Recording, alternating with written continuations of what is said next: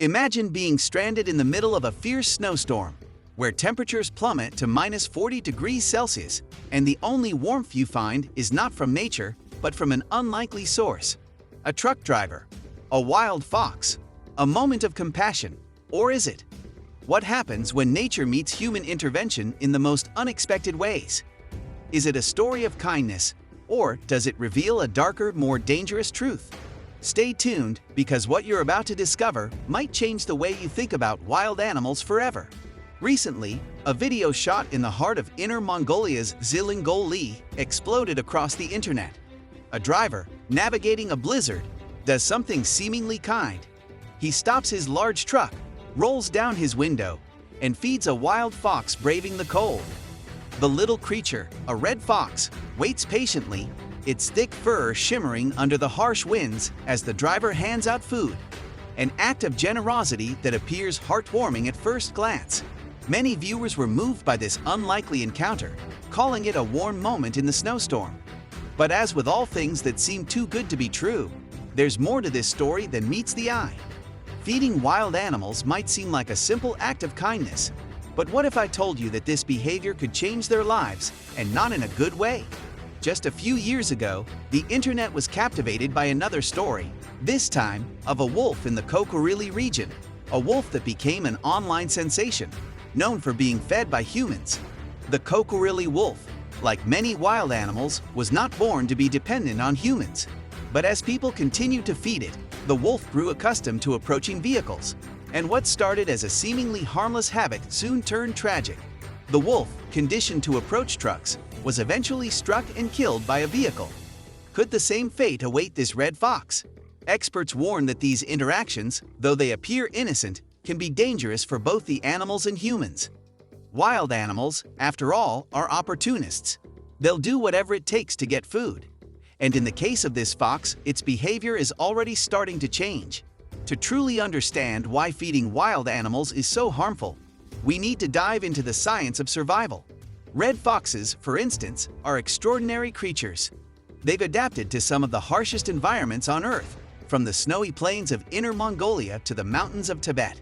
Their fur, thick and insulating, helps them survive extreme cold. Their tails, they're not just cute. These bushy appendages act like blankets, wrapping around their bodies to keep them warm during freezing nights. With incredible hunting abilities and an exceptional sense of smell, the red fox thrives in harsh conditions. In the wild, they hunt prey hidden beneath the snow, their sharp hearing and eyesight helping them detect even the faintest sounds and movements. In fact, they have far more light-sensitive cells in their eyes than humans, allowing them to see clearly in the dark. But none of these extraordinary traits are meant to be used for seeking handouts. Wild animals are designed to fend for themselves, not to become dependent on humans for food.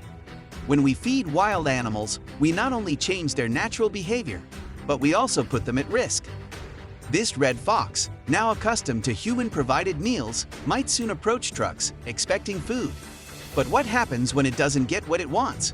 What happens when the next driver isn't as kind, or worse, doesn't notice the animal at all? Feeding wild animals can lead to dangerous habits. Animals stop hunting, stop foraging, and instead, they rely on humans for survival. They lose their fear of vehicles and humans, and this increased interaction often leads to accidents.